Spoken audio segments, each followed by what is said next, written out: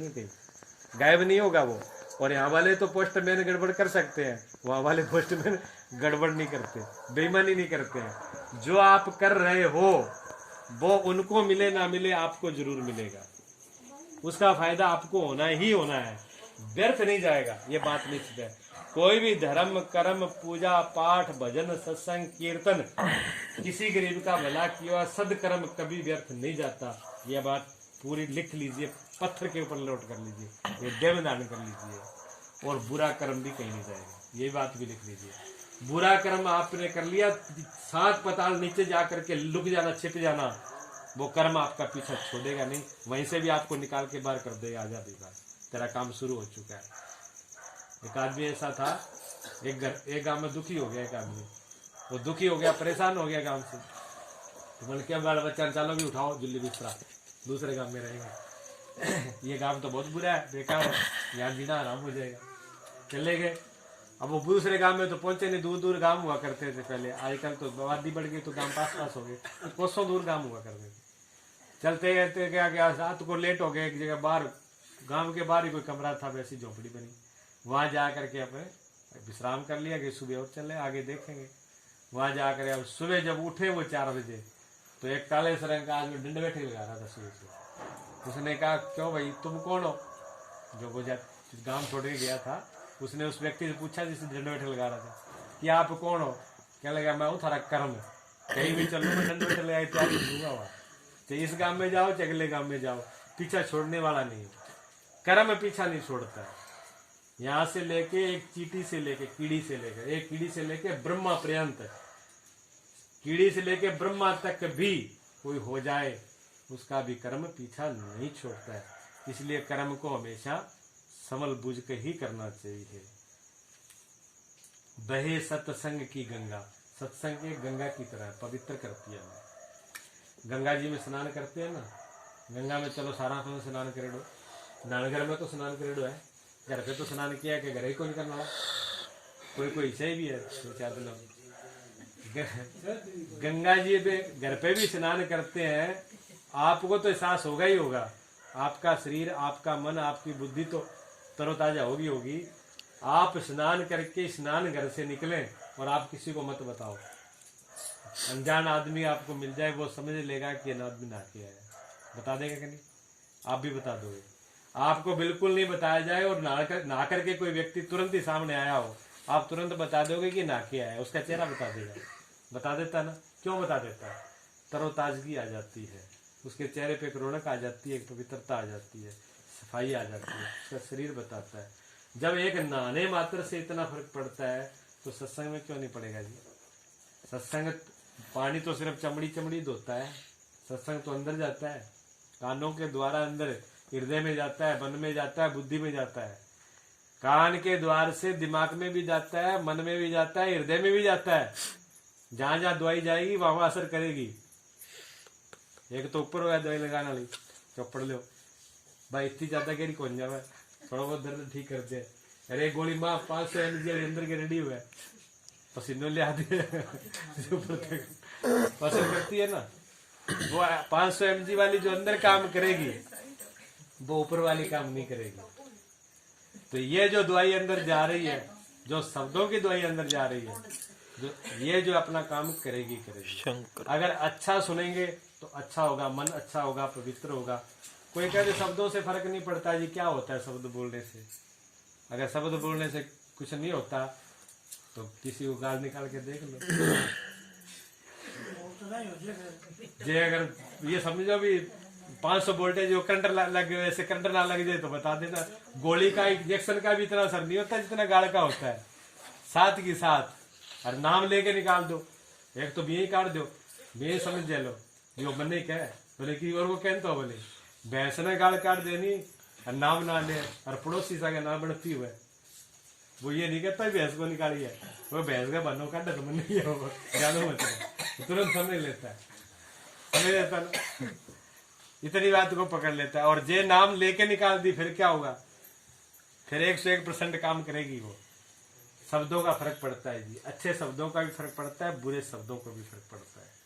अगर अच्छा सुनेंगे, अच्छा देखेंगे तो हमारा मन और बुद्धि और विचार अच्छे होंगे। हम जो चीज अंदर डालते हैं उसी से हमारा मन और बुद्धि बनती है। जैसा खाए अन्न वैसा हो मन, ऐसी बात आती है ना कि जैसा खाए अन्न वैसा हो मन। तो अन्न का मतलब ये नहीं है कि सिर्फ भोजन ही है जो जीभ से मुंह से खाते हैं।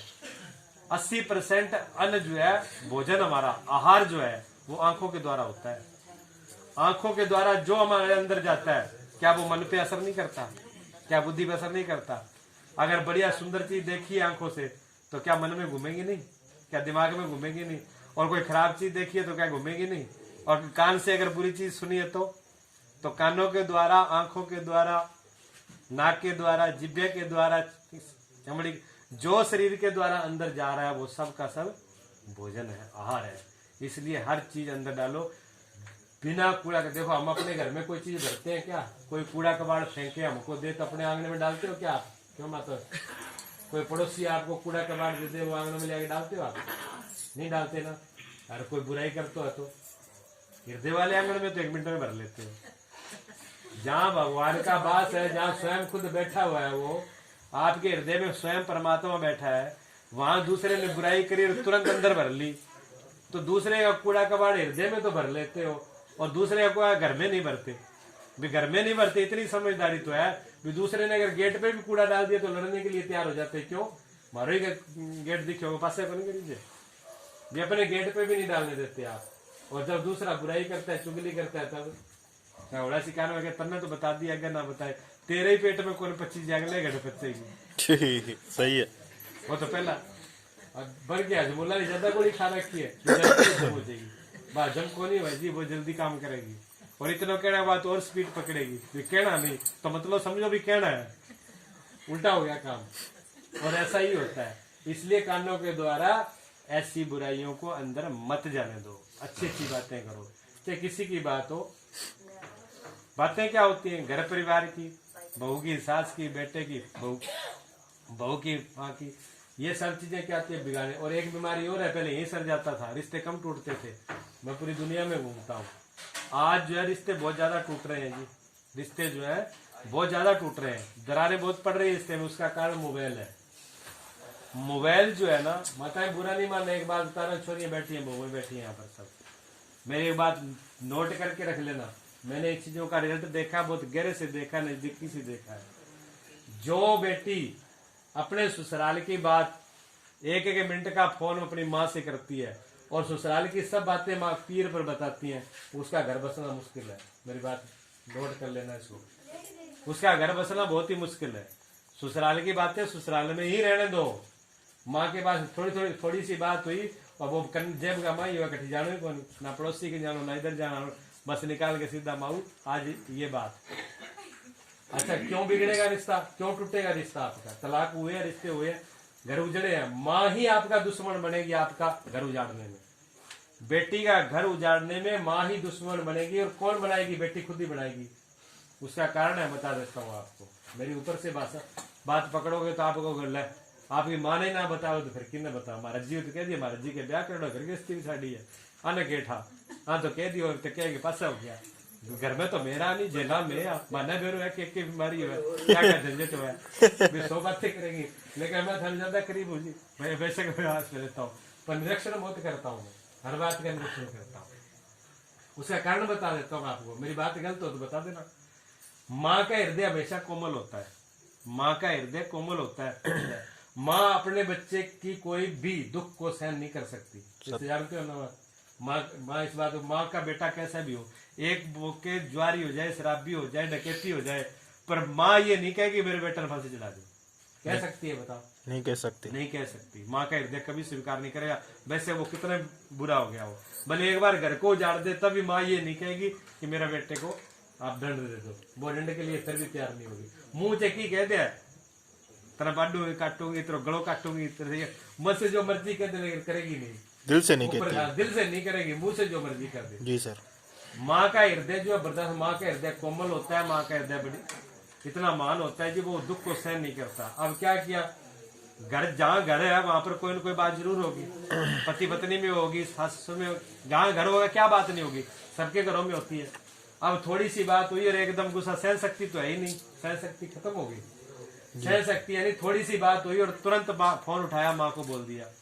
अब माँ क्या सोचेगी? माँ कहेगी हमारी बेटी ने तो बहुत गलत जगह भेजी, घर बहुत ही बुरा मिला है। माँ के दिमाग में बात घूमने लगी ना, हमारी बेटी को घर बहुत ही बुरा मिला है, ससुराल बहुत ही बुरा है, राक्षस है, कसाई है, बेटी तुम्हारी दुखी रहे। अब माँ रोएगी, माँ रोएगी, एक बार सुनेगी, 2 बार सुनेगी, 4 बार। अगर बेटी ने 10-20 बार फोन कर दिए 2-4 दिन में, तो माँ को ये निश्चित हो जाएगा भी मेरी बेटी दुखी है, नरक में गिर दी न गिरे। अब वो क्या कहेगी? अब वो अपने पति, अब घरे वो कान खींचना शुरू कर देगी है। थाने तो सुने को थार तो आपके काम ही लग रहा है, थारा कोई फुर्सत है ठीक सुनो, मेरी बेटी मेरा तो मेरी बरा है, मेरे कोई सुख है बैठा है, नरक में गिर दी, इन्हों गिरी अच्छी है, टकरा दो, छुटकारो कराओ पर मैं निमेट मूड दो भी